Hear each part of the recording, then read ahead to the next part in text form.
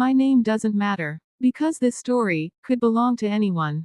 It could belong to the girl next door, your best friend, your sister, or even you. But what makes it unforgettable is not just the betrayal. It's the journey from heartbreak to revenge.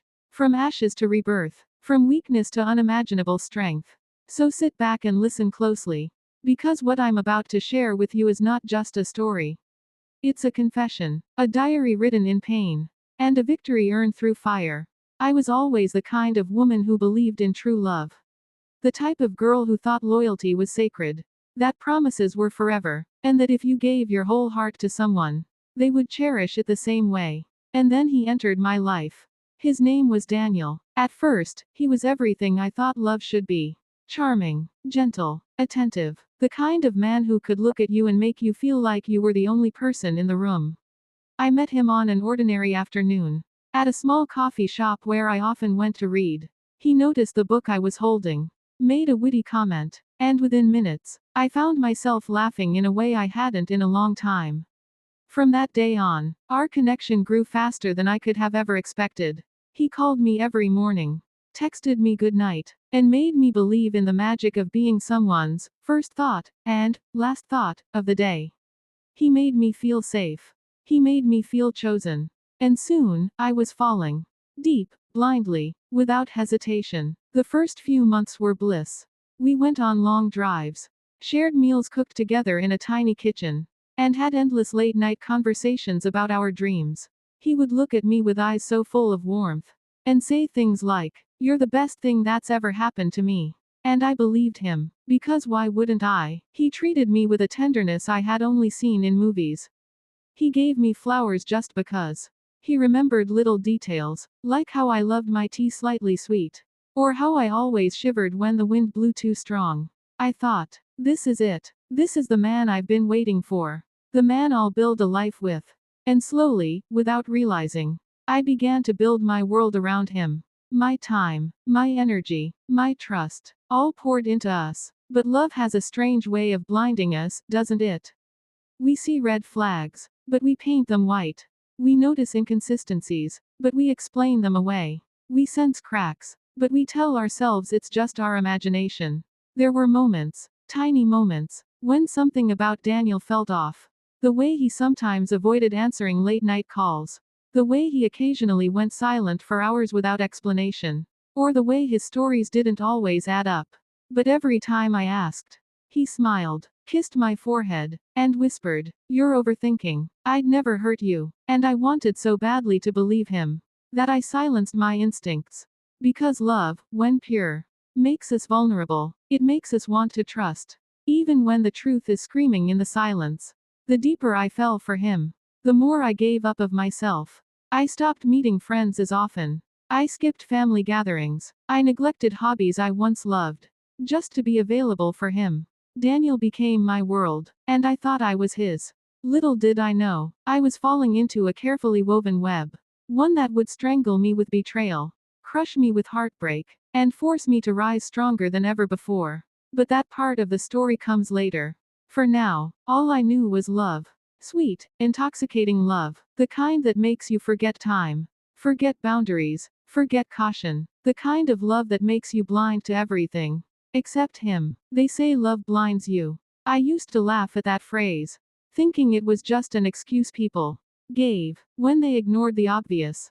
But now, I know it's true. Because when you're in love, your heart creates illusions. It paints over cracks. It makes excuses for behavior that you would never accept from anyone else. And Daniel, he was the illusion I was living in. At first, the signs were small.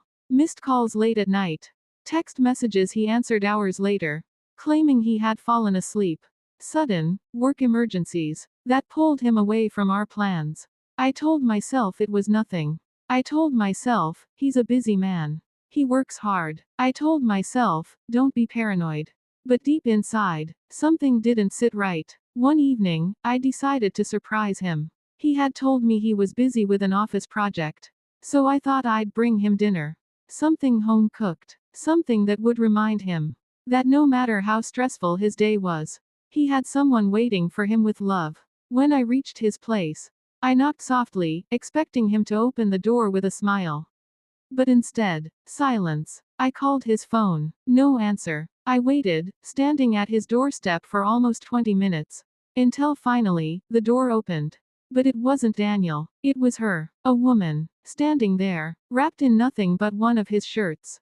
My world froze. My body went numb. I couldn't even speak. And then, behind her, Daniel appeared. Shocked, pale, his lips parting as though he had been caught stealing air. He tried to speak. Wait, it's not what it looks like, he said. But it was exactly what it looked like. The dinner I had brought slipped from my hands, crashing to the floor. The sound echoed louder than his lies.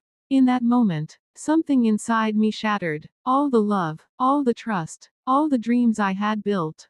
Gone in an instant. He tried to explain later. He said it was a mistake. That it meant nothing. That I was the one he truly loved. But how do you believe words when actions scream the opposite? How do you stitch together a heart that someone has ripped apart with their own hands? I wanted to scream at him. I wanted to cry until no tears were left.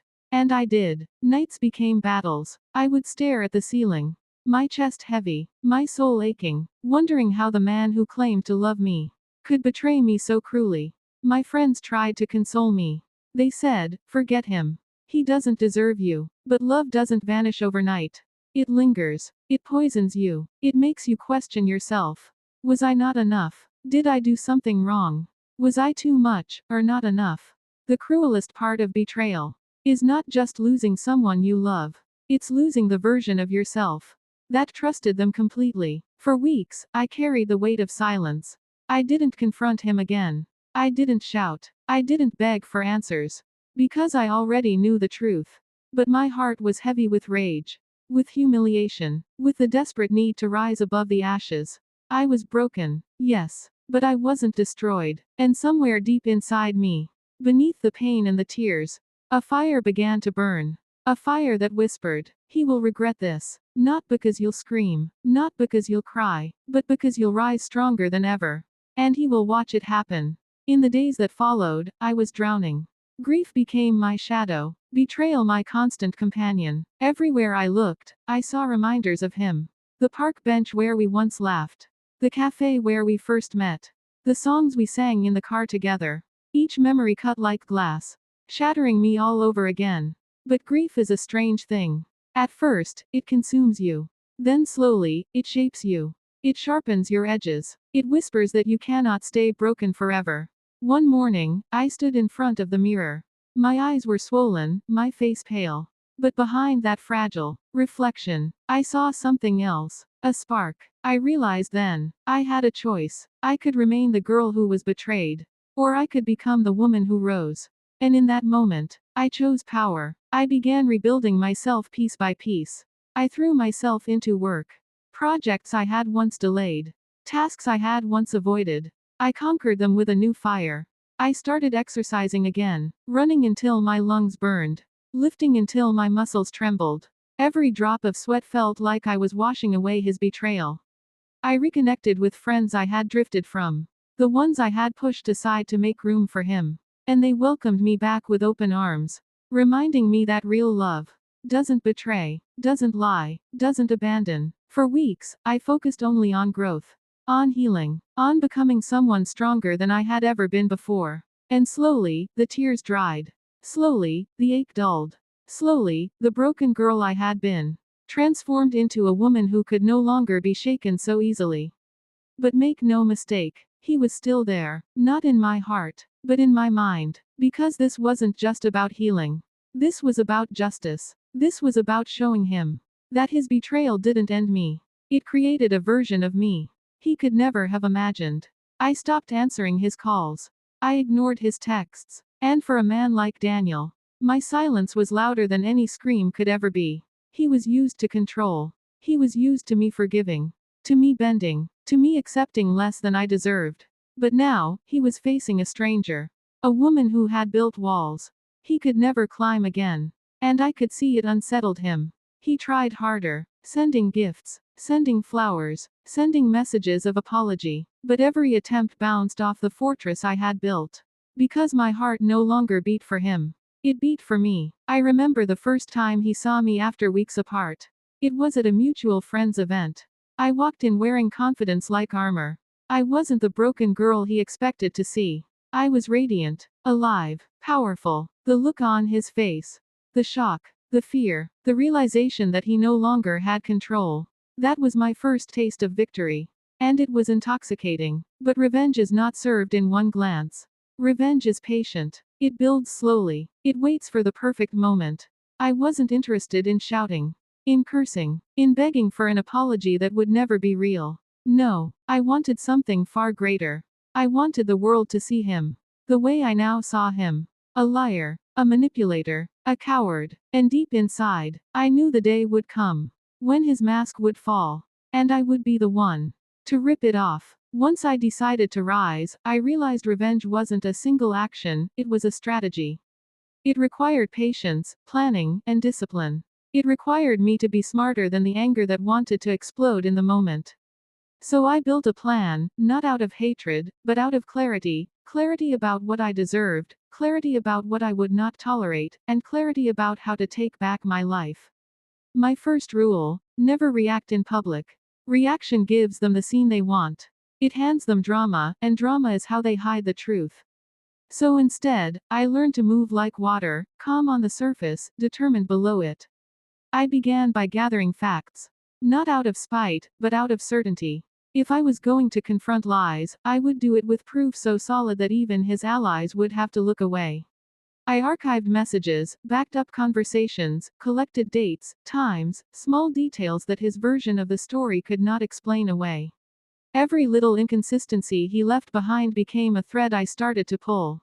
At the same time, I built my image carefully. Not for him, for the world. I upgraded my wardrobe, not for vanity but for presence. I worked on my posture, my voice, the things people remember in a room full of faces. People underestimate how much power a composed exterior holds. It signals control. It signals worth. Slowly, my life arranged itself into two planes: the quiet rebuilding at home and the active observation in the world. I tracked him quietly, through casual mutual contacts, through public social channels, through the things he could not completely hide. I watched patterns: parties that always ended with someone else, weekends that suddenly filled up with work, new friends who popped up and disappeared. I did not stalk. I observed. I documented. I cataloged. And I did something else: I reclaimed myself in little, fierce ways. I took up a skill I had shelved years ago: public speaking. I enrolled in workshops, I practiced pitches in front of the mirror, I learned how to command attention with words. If he could charm a room, I would be able to speak to one without trembling. If he could lie with ease, I would learn how to tell a truth that everyone could feel. Those close to me began to notice the shift. Friends who had seen me at my lowest started calling me more. My family showed up differently, cautious, but proud. I kept most of it to myself. You don't announce your plans to the person you intend to unmask. But I let the world see enough to create doubt around him.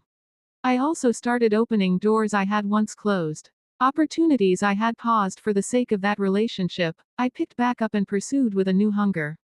I signed up for a promotion at work.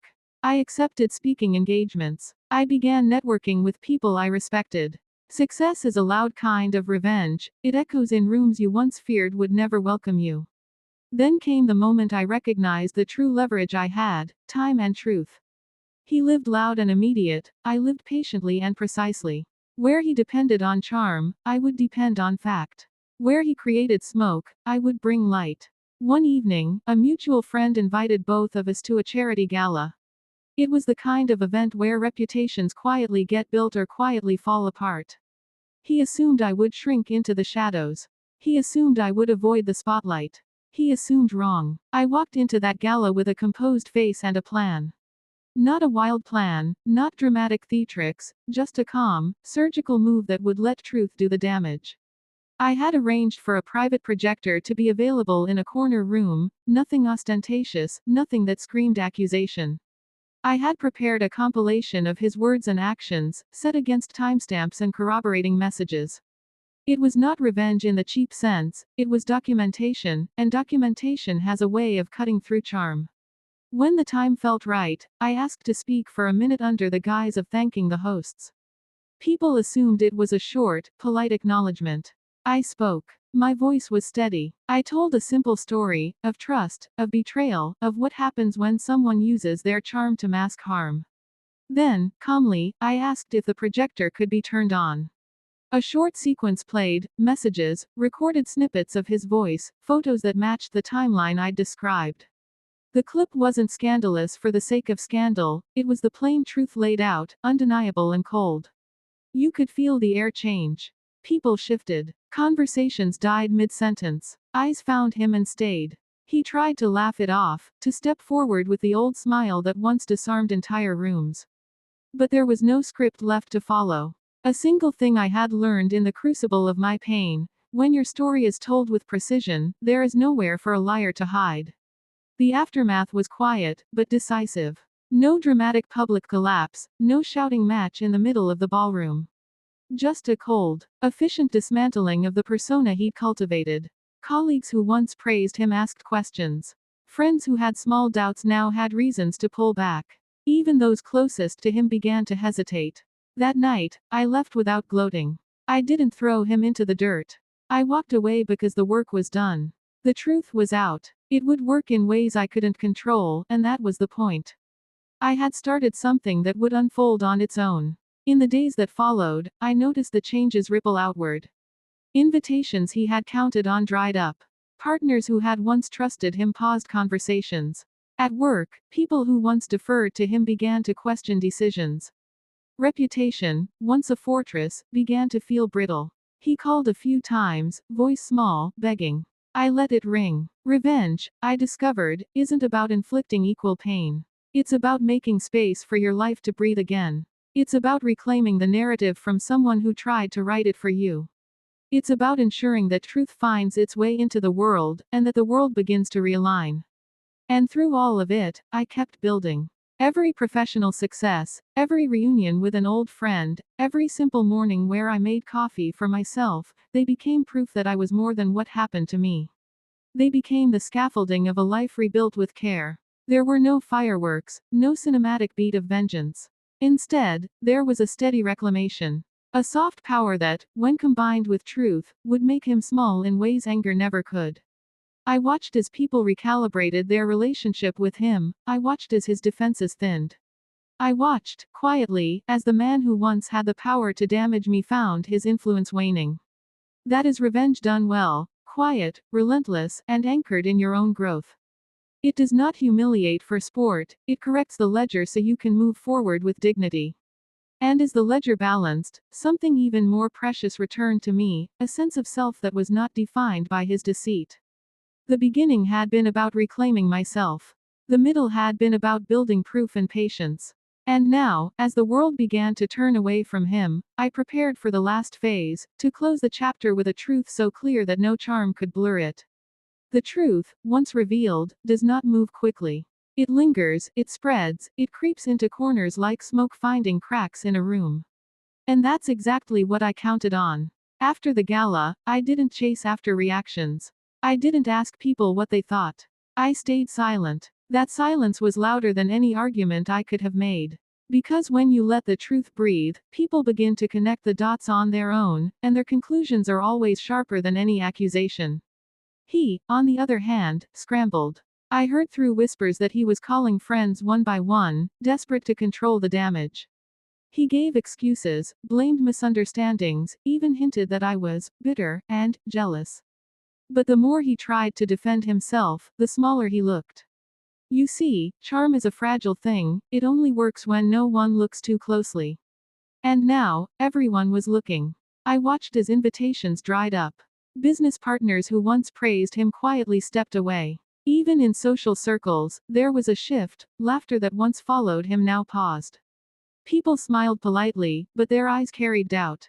And in those eyes, I saw my quiet revenge working. But revenge, if left incomplete, risks fading. So I prepared for the final stroke. Not out of cruelty, but out of certainty, that my story deserved to end with clarity, not suspicion. The opportunity came sooner than I expected. He had been invited to speak at a community event, a panel about leadership. And trust. Yes, trust. The irony almost made me laugh. It was the kind of stage where he planned to rebuild his reputation, to shine again. But I knew, this was the moment to finish what I started. I didn't need to ruin him publicly. That was never the goal. Instead, I decided to let him ruin himself, with the truth as his mirror. The night of the event, I sat quietly among the audience. He walked onto the stage in his sharp suit, wearing the same confident smile he always wore when he thought the world belonged to him. For a while, he almost had them. His voice was smooth, his words polished. But there was something different this time. The room wasn't leaning in with admiration. They were listening with caution. They had seen too much. Then came the moment for questions. I didn't rush. I waited. When the microphone reached me, I stood up slowly. My heart was steady. I asked one question, not loud, not dramatic, just steady enough for every person to hear. Can you tell us, in your own words, how a man who lies to the people closest to him can claim to teach leadership and trust? Silence. The kind that presses against the walls, heavy and undeniable. He stuttered. He laughed nervously. He tried to redirect. But the room had already decided. The mask had cracked. I didn't press further. I didn't need to. Sometimes a single question, asked at the right time, carries more weight than 100 accusations. The event ended awkwardly. He left in a hurry, avoiding eyes that once adored him. And I left calmly, knowing I had delivered the last piece of my plan. The weeks that followed marked the true aftermath. Professionally, he stumbled. Projects slipped away, clients lost interest, and colleagues stopped defending him. Reputation, once his strongest weapon, had become his downfall. Socially, the shine was gone. Friends who once laughed at his jokes now kept their distance. No one wanted to be the person standing next to a man whose mask had been stripped away. And me, I rose. I earned my promotion, not because of revenge, but because of the work I put in while rebuilding myself. I spoke at events, not to expose him, but to share how strength can come from struggle. I met new people, formed genuine connections, and rebuilt my life on foundations that couldn't be shaken by lies. But here's the secret about revenge: it's not about the fall of the other person. It's about the rise of yourself. The sweetest revenge is not watching them break, it's watching yourself thrive. There were days when I thought about him, the way he used to hold a room, the way he made me believe in false promises. But those thoughts no longer carried anger. They carried clarity. I understood now, his power was never real. It was borrowed, built on illusions. And illusions always collapse. One evening, months later, I saw him again. Not in a glamorous setting, not in the spotlight, but alone, sitting at the corner of a cafe. His shoulders slumped, his eyes dim. For a moment, I almost felt pity. Almost. He looked up, saw me, and froze. I smiled politely, nodded, and walked past him without a word. Because revenge, when it is complete, doesn't need words. It doesn't need gloating. It lives in the silence of knowing you are free, and they are left with the weight of their own choices. And so, my story didn't end with fire or fury. It ended with peace. The peace of rebuilding, the peace of strength, the peace of truth. Because the final truth is this: revenge is not about destroying someone else. It's about making sure they no longer have the power to destroy you. And once that power is gone, the victory is yours, quietly, completely, and forever. When people ask me now, what happened to him? Did he ever change? I simply smile. Because the truth is, it doesn't matter. What matters is me. The girl who once loved blindly. The woman who once cried endlessly. The soul who thought she was broken beyond repair. She didn't just survive, she transformed. I look back at the nights when betrayal kept me awake. When his lies played in my head like a broken record. And I realize those nights built my strength. I look back at the tears that fell without end. And I see now they watered the soil, where a stronger version of me would grow. I look back at the silence I chose. The silence that once felt like loneliness. And I realize it became the language of my power. Today, my story is no longer about him. It's not about his betrayal. Not about his downfall. Not even about my revenge. It's about freedom. The freedom to walk into any room without fear. The freedom to look into the mirror and see someone whole. The freedom to know that no lie, no betrayal, no man will ever have the power to break me again. And perhaps that is the greatest twist of all. He thought he ended me. He thought his betrayal would define me. But instead, it refined me. It carved me into steel. It lit a fire I didn't know I carried. It gave me a story that others can now hear and find strength in. So when I share this with you, if you have ever been betrayed, abandoned, or deceived, know this. Their betrayal is not the end of your story. It is the beginning of your rise. One day, they will look back and regret. They will remember the person who stood by them, the love they threw away, the loyalty they abused. But by then, you will be far ahead, living a life so radiant, so free, that their regret won't touch you.